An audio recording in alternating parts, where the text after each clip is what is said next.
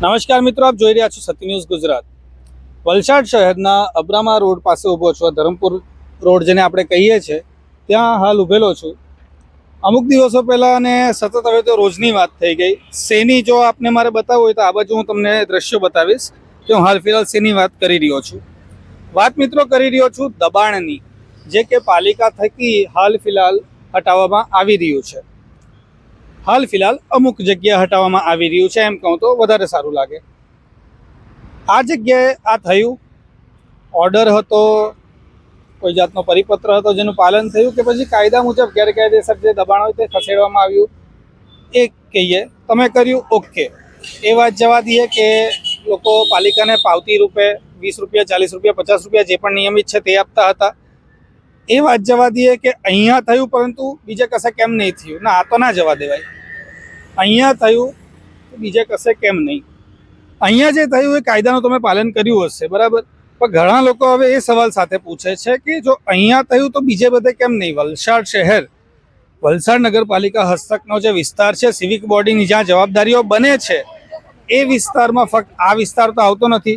બહાર જે તમને હું દ્રશ્યો બતાવીશ, આ જે પણ તમે અહીંયા પેબર બ્લોક જોઈ રહ્યા છો ને, આટલો આ વિસ્તાર, આ બધે લારીઓ લાગેલી રહેતી હતી। હાલ ખસેડવામાં આવેલી છે, અમુક અહીંયા છે, અમુક ઓલી બાજુ છે। વિચારવાનું એ છે, સવાલ અમારો એ છે કે જો અહીંયા થયું તો પછી શહેરમાં બીજા બધા વિસ્તારોમાં ફક્ત લારીઓની જ વાત શું કામ કરીએ?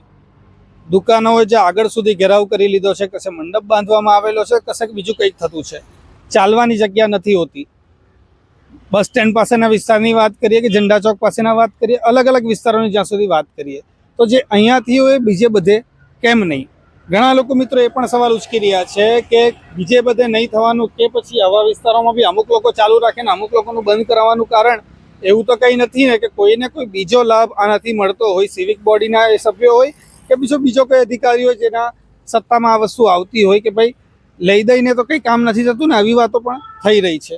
તો સવાલ એ છે કે જે અહીંયા થયું એ સારું થયું કે ખોટું થયું, એ પબ્લિક પોતાના કમેન્ટ્સમાં જણાવી દેશે। કાયદાનું પાલન થયું હોય તો તેમાં આપણે સવાલ ઉચકવાવાળા કોઈ નહીં, ગરીબોના પેટ પર લાત પડે ને વગેરે એ આપણે વાતો કરવાના જ, પરંતુ બદલાવ છે, ભોગ તો કોઈનો લેવાનો જ છે, એ નક્કી વાત છે। બધું જવા દઈએ તો પણ સવાલ ફરી આવીને એ જ રહી છે કે અહીંયા જે થયું એ બાકી બધે ક્યારે લાગુ થશે?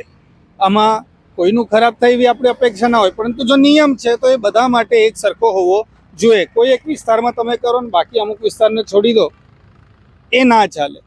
કાયદો બધા માટે સરખો હોવો જોઈએ, એ આપણો પોઈન્ટ છે। મિત્રો, આપ પણ આપના મંતવ્યો જણાવશો આ બાબતે, આપને શું લાગે છે? લારી ગલ્લાવાળા મિત્રો અને બીજા બધાએ આવેદનો અને રજૂઆતો પણ કરી છે, એવી પણ આપણે ન્યૂઝને માહિતીઓ વાંચી છે, જોઈ છે। આ બાબતે આગળ શું થશે અમે તમને ચોક્કસ બતાવવાનો પ્રયત્ન કરશું, પરંતુ સવાલ ફરી એ જ, જો નિયમ છે તો એ બધી જગ્યા માટે બધા માટે સરખો કેમ નહીં? કેમ એક જગ્યાએ અલગ નિયમ અને બીજી જગ્યાએ અલગ? શું આમાં કોઈનો ગેરલાભ છે?